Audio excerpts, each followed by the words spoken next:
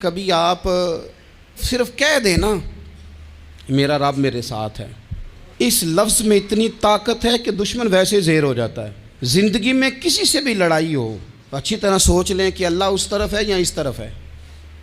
اگر آپ زیادتی پہ ہیں تو پھر رب مظلوم کی جانب ہے۔ اگر اللہ کی مدد آپ کے ساتھ ہے تو دنیا کی کوئی طاقت آپ کو گرا نہیں سکتی، اور اگر آپ مظلوم کے مقابلے میں ظالم بن کے آپ کھڑے ہو گئے ہیں اور آپ نے رویہ وہ اختیار کیا ہے کہ جس میں مدد نہیں آئے گی، تو پھر یاد رکھ لیں کہ آپ کوئی بھی ہیں، کہاں بھی ہیں، آپ کمزور ہیں۔ طاقتور تھے ابتدائے اسلام میں، ظاہری طاقت تھی کفار مکہ کے پاس، وہ ڈنڈوں سے مارتے تھے غریبوں کو، ان کے ہاتھوں میں ڈنڈے تھے، پر خدائی طاقت ان مظلوموں کے ساتھ تھی۔ صاحب زرقانی نے لکھا ہے، حضرت زنیرہ رضی اللہ تعالیٰ عنہ ایک لونڈی ہیں، غریب ہیں، ماڑے دا کی کام محمد نس جانا یا رونا، غریب سادی بی بی اور لونڈی کنیزہ، ایک مشرک کی کنیزہ تھی، انہوں نے کلمہ پڑھ لیا، وہ ڈنڈوں سے مارتا، دروں سے مارتا، تکلیف دیتا۔ حضرت زنیرہ رضی اللہ تعالیٰ عنہ کو اتنا مارا، اتنا مارا۔ اب آپ ایک اور پہلو پر بھی غور کریں، مار بھی پڑ رہی ہے پر خدا ادھر ہی ہے، اللہ کی مدد ادھر ہی ہے۔ رب کہتا ہے کہ پہلے تو صبر کرنا، ان اللہ مع الصابرین، تو صبر کرے گا تو پھر رب کی معیت ملے گی، ذرا ٹھہرنا، تو تھوڑا ڈٹنا۔ ان الذین قالوا ربنا اللہ ثم استقاموا تتنزل علیہم الملائکہ، تو کہے اللہ میرا رب ہے، پھر تو پہلے ڈٹ، پہلے تو نے ڈٹنا ہے۔ ثم استقاموا، جو ڈٹ گیا، تتنزل علیہم الملائکہ، ڈٹنے والے کے لیے مدد آتی، پہلے تھوڑا ٹھہرنا پڑتا ہے، پہلے تھوڑا صبر کرنا پڑتا ہے، حوصلہ کرنا پڑتا، اس کے بعد مدد آتی۔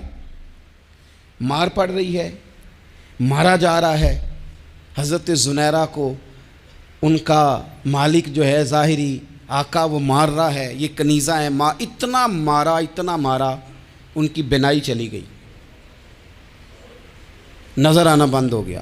ابو جہل آیا اور کہنے لگا زنیرہ دیکھا نا ہمارے بت تیری آنکھیں لے گئے، معاذ اللہ، لات و منات ہمارے بتوں نے تجھے اندھا کر دیا۔ اب ایسا نہیں ہے کہ بی بی روتی جا رہی ہے، روتی جا رہی ہے، مایوسی مایوسی، معاذ اللہ، پریشانی، غریبی بڑی ہے، پوچھنے والا کوئی نہیں، یہ باتیں نہیں۔ کیا جملے ہیں خاتون کے، کیا لفظ ہیں۔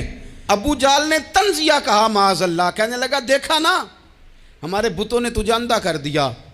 تو جناب زنیرہ آنکھوں کی بینائی گئی ہے اور رات کو گئی ہے، دکھ ابھی تازہ ہے، لیکن اللہ پہ جو توکل ہے، اپنے مالک سے جو رشتہ ہے وہ اتنا مضبوط ہے، اتنا طاقتور ہے، اس میں اتنی گہرائی ہے کہ حضرت زنیرہ بول کے نا اتنی قوت سے بولی، اتنی طاقت سے بولی کہ پورے کفر پر لرزہ طاری ہو گیا۔ فرمانے لگی تمہارے بتوں کی کیا اوقات ہے کہ وہ میری بینائی لے جائیں، یہ میری رب کی حکمت کا تقاضا ہے۔ جب تک اس نے چاہا زنیرہ دیکھتی رہی، اور جب اس نے چاہا زنیرہ کی آنکھوں کی بینائی چلی گئی، اور اگر وہ چاہے گا نا تو بینائی واپس بھی کر دے گا۔ اگر ہو ذوق یقین پیدا تو کٹ جاتی ہیں زنجیریں، اگر وہ چاہے گا تو بینائی آ بھی جائے گی۔